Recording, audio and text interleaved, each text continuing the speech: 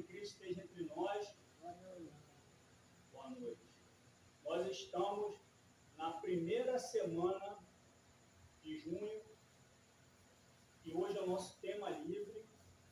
E o título do nosso tema livre de hoje é Vós sois reis. Alguém acredita?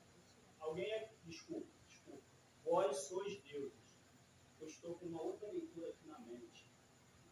Vós sois deuses. Então, vamos voltar aqui para o início. Boa noite, meus irmãos. Que a paz de Cristo esteja entre nós. Nós estamos na primeira semana de junho. Hoje é o nosso tema livre. E o tema livre de hoje, vós sois deuses.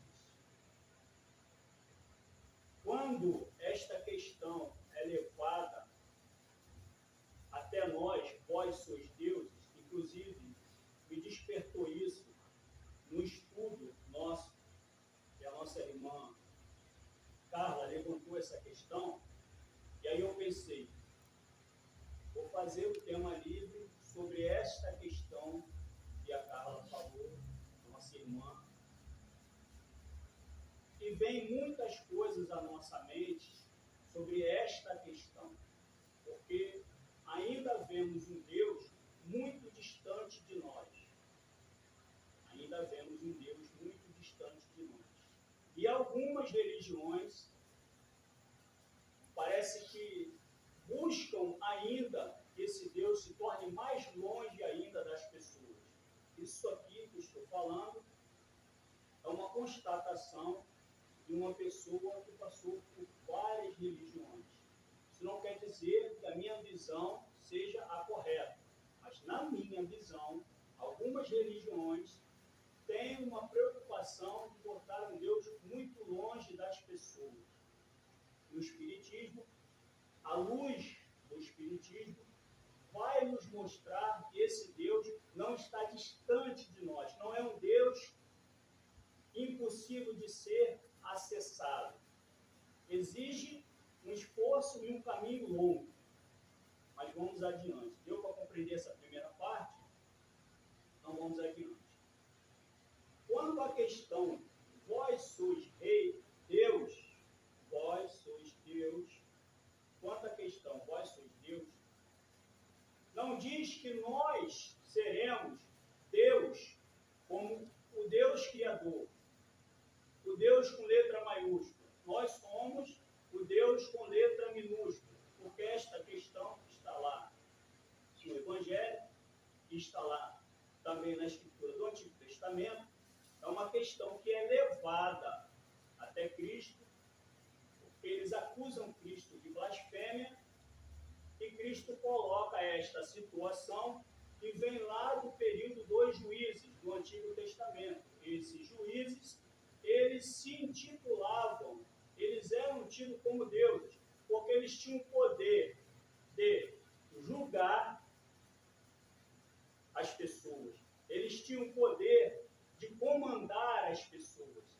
Então, eles eram tidos como deuses.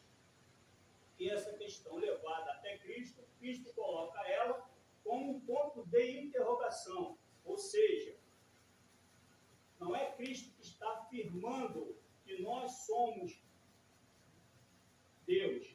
Cristo coloca, rebate esta situação mediante a indagação, que eles queriam apedrejar até Cristo por blasfêmia.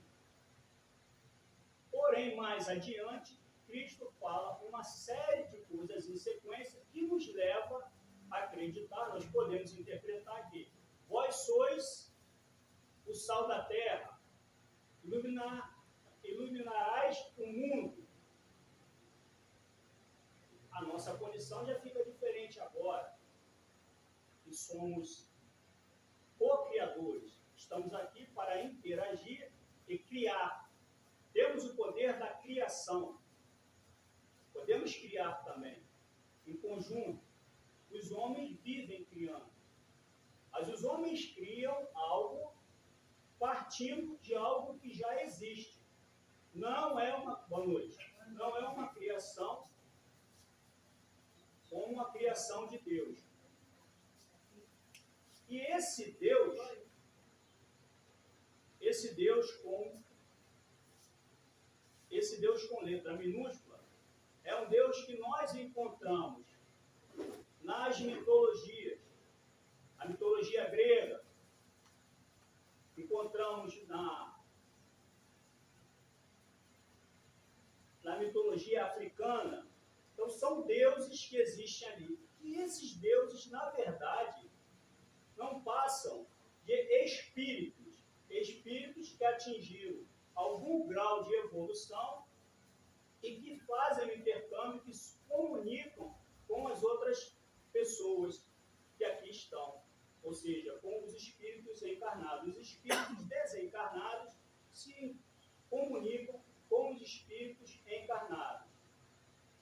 E nosso potencial, que é o mais importante a essa referência,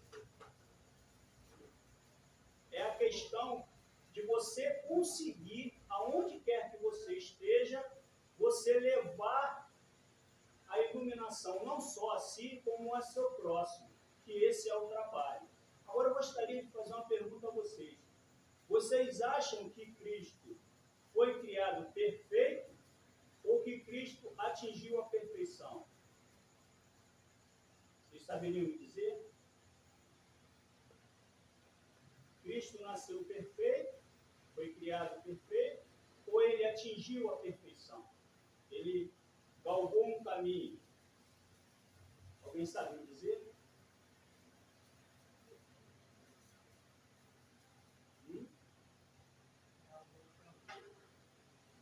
Cristo, ele evoluiu.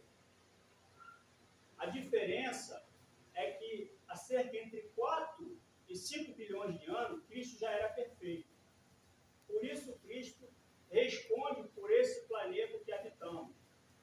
Por isso, Cristo fez parte da criação deste planeta. Ele atingiu um ponto que seria um ponto que nós podemos alcançar, obviamente agora, olhando para onde estamos, enxergamos com uma distância muito grande. Porém, Cristo, aí sim, palavras dele, que podemos fazer o que ele faz e muito mais. Ou seja, Deus, como dizer assim, está em cima, e o nosso objetivo é na direção de Deus, e seguindo assim na nossa evolução.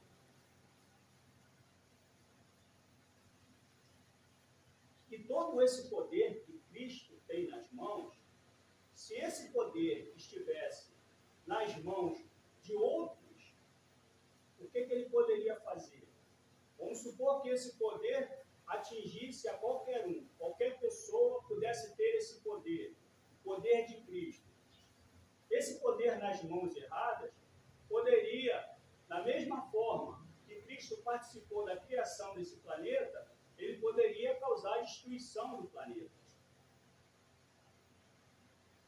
Tem uma passagem muito interessante, lá em Miramês, que fala de um espírito muito evoluído que durante uma tempestade ele se utiliza de um raio, direciona esse raio para uma palmeira, essa palmeira se abre e lá começa a sair aquela seiva, né? aquele líquido. E ele pega esse líquido e transforma em remédio para o hospital. Isso tudo no plano espiritual, através do poder da sua mente.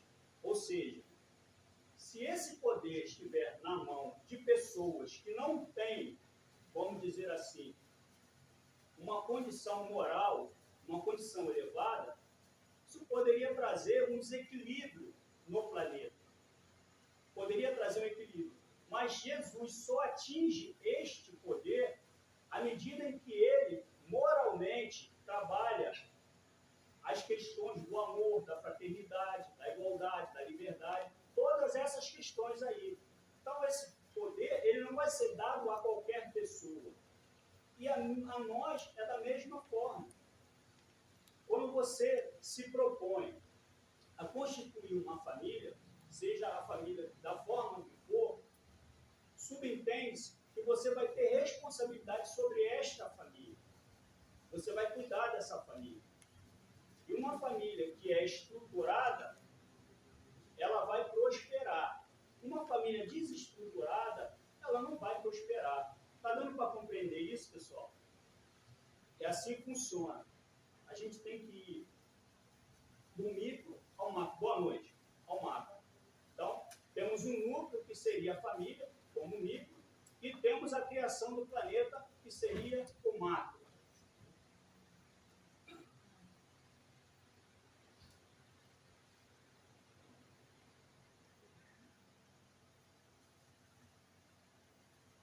Moisés, quando ele atinge a rocha, ele está sendo indagado pelo povo que queria água, que estava com sede lá no deserto, tudo.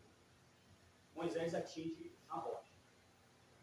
E há alguns segmentos religiosos que acreditam que aquela rocha era o próprio Cristo. E que na hora que Moisés faz isso, ele é punido e não consegue entrar na terra prometida. Isso é uma alegoria, tá? Pelo menos nós acreditamos assim. Quem acredita dessa forma, tudo bem, a gente respeita. Mas dentro dessa alegoria, trazendo para nós podemos entender um momento das nossas vidas que nós, impulsionados pelos pensamentos, pelas atitudes das outras pessoas, destruímos aquilo que achamos que estava edificado, que estava solidificado. Isso acontece. Você se deixa levar por outras pessoas, por outras influências. É por isso que Cristo diz que nós somos os senhores do nosso destino. Não exatamente com essas palavras, eu estou falando o sentido, tá, pessoal? Não estou lendo na íntegra, não. Mas o sentido é que somos senhores do nosso destino. E quando você deixa o seu propósito, quando você deixa a sua direção,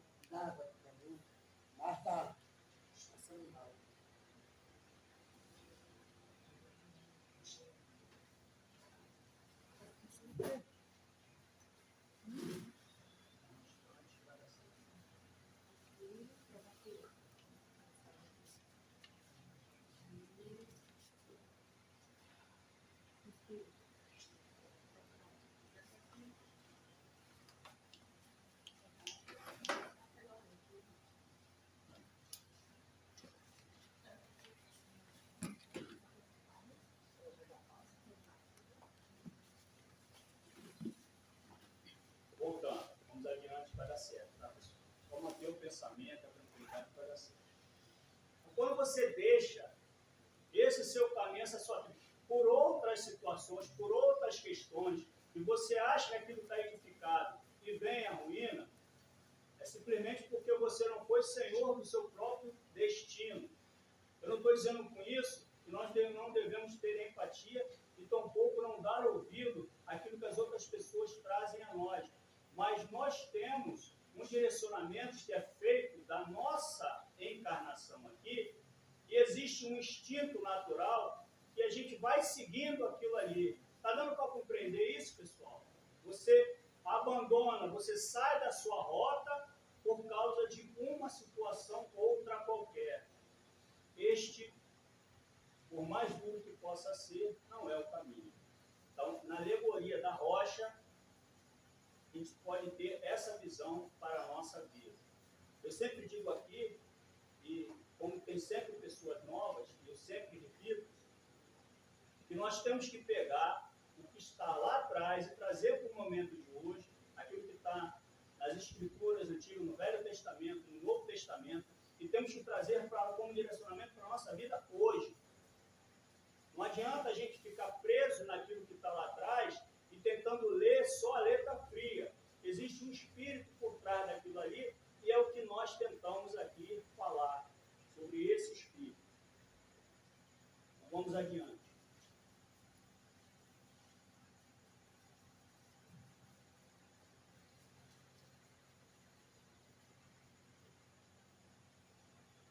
A mediunidade, ela pode ser vista por algumas pessoas como um certo poder, vamos dizer assim, no sentido negativo.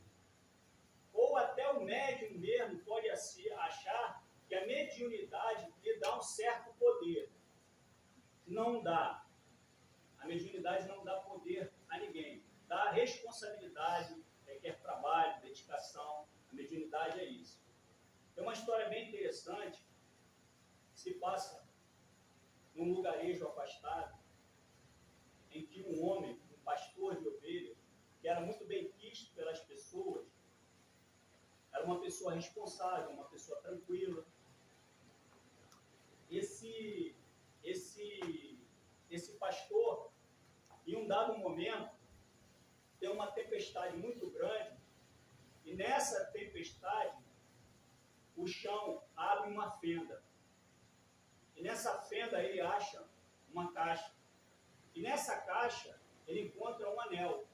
Quando ele começa a usar esse anel, ele admirando o anel, ele observa que ele fica invisível com esse anel.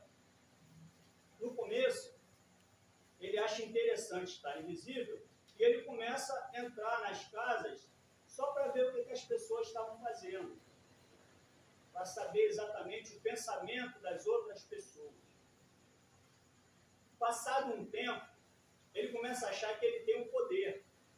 E ali ele começa a roubar, ele começa a prejudicar pessoas que falam alguma coisa que ele não gosta.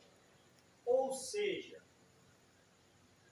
ele era uma pessoa, antes de ter um determinado poder, e na hora que ele tem esse poder nas suas mãos, por não estar solidificado ainda a sua transformação, a sua evolução, a sua reforma íntima, ele cai nesses enganos. E assim é a mediunidade.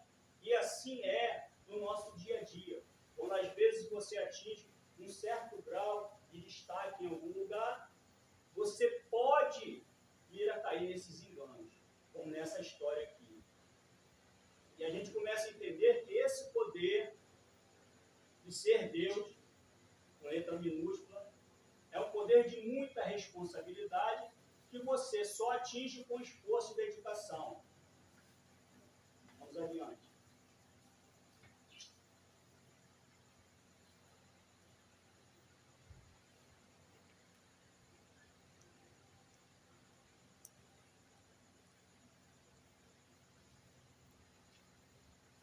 A Gênesis fala assim: o Criador, através do desenvolvimento espiritual e da prática da lei de causa e efeito, cada indivíduo contribui ativamente na construção do seu próprio destino e do universo à sua volta.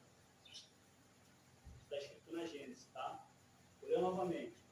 Através do desenvolvimento espiritual e da prática da lei de causa e efeito, cada indivíduo contribui ativamente na construção do seu próprio destino e do universo à sua volta.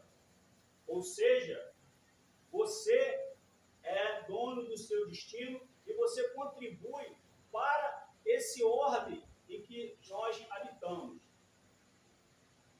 Em alguns momentos, nós jogamos a responsabilidade do que acontece em políticos, em autoridades, em pessoas de mais destaque na sociedade, mas é responsabilidade de todos. Teve um fato que aconteceu interessante, quando o Papa, se tiver algum católico aqui não se ofenda, mas quando esse Papa agora assumiu, né? É assim que fala, assumiu? Pronto. Quando o Papa assumiu agora, ele disse que ele tinha a pretensão de ser a luz do mundo. Ele nada mais do que estava dizendo aquilo que Cristo disse para que nós fôssemos a luz do mundo. E aí começou a acontecer algumas coisas na igreja, algumas coisas assim desagradáveis. Por exemplo, teve lá o Frei, que estava fazendo um trabalho maravilhoso, de repente ele ficou meio perturbado com a história de demônio, aí ele queria acabar com os demônios entendendo o espiritismo. Ele estava fazendo até um trabalho bacana, aí começou a ver um montão de demônios em tudo quanto é lugar, queria acabar com os demônios do espiritismo. Depois teve o padre que cantava uma música bonita, compartilhava uma série de coisas. Aí depois arrumou uma briga danada por causa de um pote de leite, doce de leite, né? Eu não sabia que a pessoa tinha uma fixação tão grande, doce de leite, chegou a arrumar uma briga. E depois teve um outro padre que pegou o vinho, que era para 5 Semanas Santa lá da igreja, que já tinha lá os potes, bebeu todinho, saiu no trânsito, se envolveu num acidente. E esse colega estava me indagando sobre isso. Aí eu disse para ele, não, o problema do Papa é o mesmo que eu tenho, a mesma doença que eu tenho, que é a ansiedade. Porque logo assim que ele assumiu, ele na ansiedade, ele quis ser a luz do mundo. E ele deve ser, e peço que ele seja. Mas tem muita treva ainda dentro das religiões, da Igreja Católica principalmente. Porque são humanos. E quando a pessoa começa a ter um certo, vamos dizer assim, um certo poder, seja ele na comunicação, seja ele na forma de intervir na vida das outras pessoas, de interferir na vida de outras pessoas, ocorre que existe, sem um determinado preparo, e o preparo espiritual não é porque você está dentro de uma religião que você tem esse preparo espiritual. Porque quando Cristo se depara com os doutores da lei, os escribas, eram todos que tinham conhecimento. Tinham pessoas ali que interpretavam letra por letra, mas elas não tinham essa condição. Por isso que esse poder que tem em nós, ele deve ser trabalhado dia a dia. Não é simples. E se você não está conseguindo utilizar esse poder na sua vida, é porque você está direcionando a sua energia de uma forma errada. Não é que todos nós vamos ter um grande destaque, não é isso. Mas nós fomos criados para sermos felizes, estamos fadados a isso. Em algum momento, nós atingiremos essa felicidade. Agora, nós temos que corrigir o curso pelo qual nós seguimos, que muitas das vezes é o que nos atrapalha, é o que desvia dos caminhos. Está dando para compreender isso, pessoal? Então vamos adiante. Vocês estão bem aí? Estão mais ou menos, né? Mais para menos ou menos para mais? Vamos aí. Então vamos adiante. Temos algumas baixas, mas vamos adiante.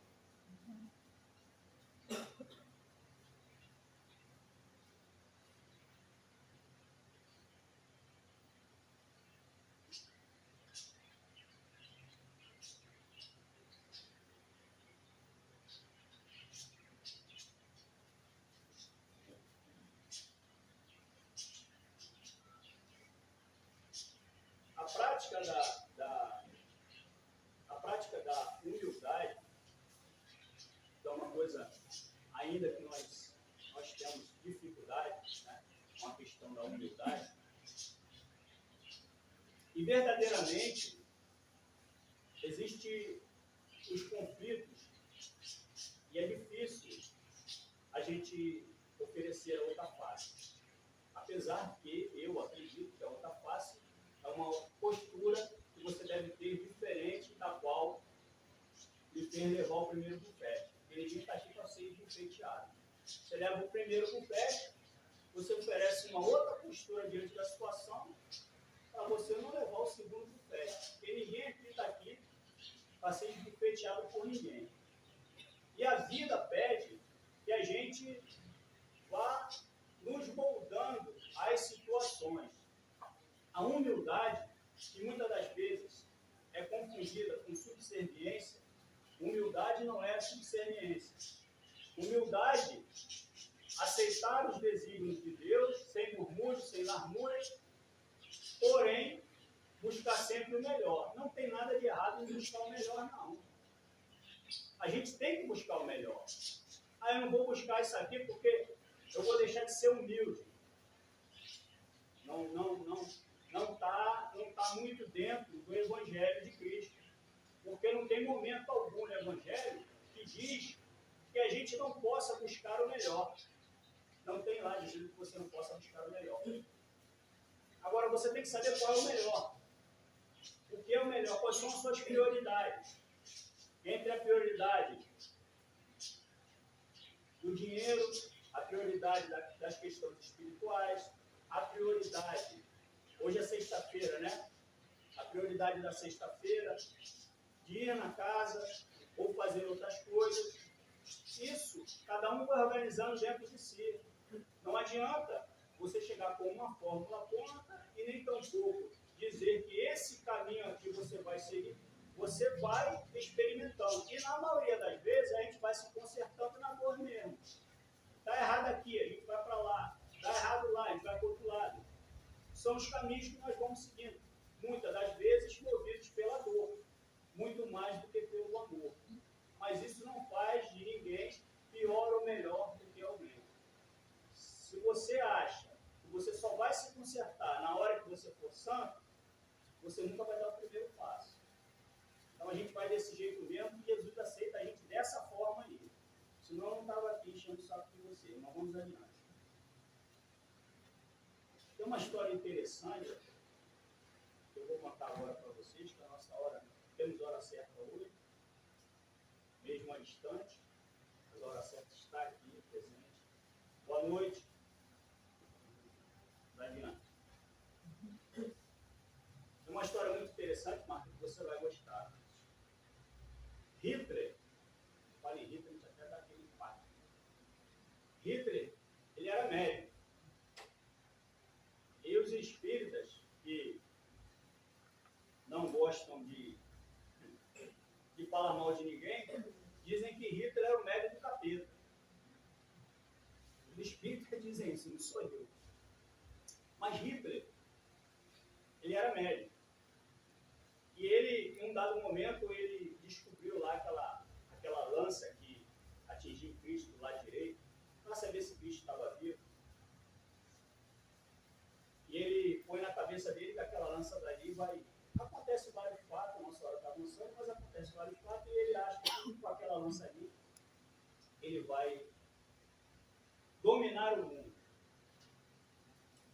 E ele comete alguns erros na vida dele, querendo se igualar a Deus. Aliás, ele acho que ele só cometeu erro. Alguns não, acho que ele só cometeu erro. Tentando dar força para ele, não dá não. Acho que ele só cometeu erro. E ele caiu no mesmo erro que caiu Napoleão. Eles invadiram a Rússia, achando que poderiam fazer muita coisa, só que o inverno russo consumiu os dois. Foi o princípio da derrocada, de um e de outro.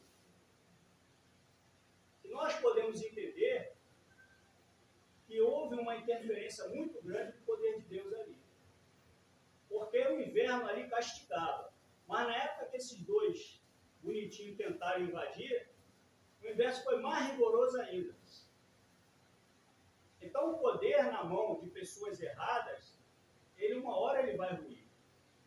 Porque ele não está fadado ao sucesso. Obviamente que todo o mal não tem nada que não se aproveite. Porque durante a Segunda Guerra, descobriram-se muitas coisas. Na área da medicina foi descoberto muitas coisas. E aquelas atrocidades até que aquelas criaturas lá, aqueles médicos lá do nazismo, até aquelas atrocidades ali, até daquilo ali se tirou algo de relevante. Né? É claro que é uma dor terrível que nossos irmãos de Deus sofreram ali, mas até dali se tiraram coisas importantes. Não é isso, Dona?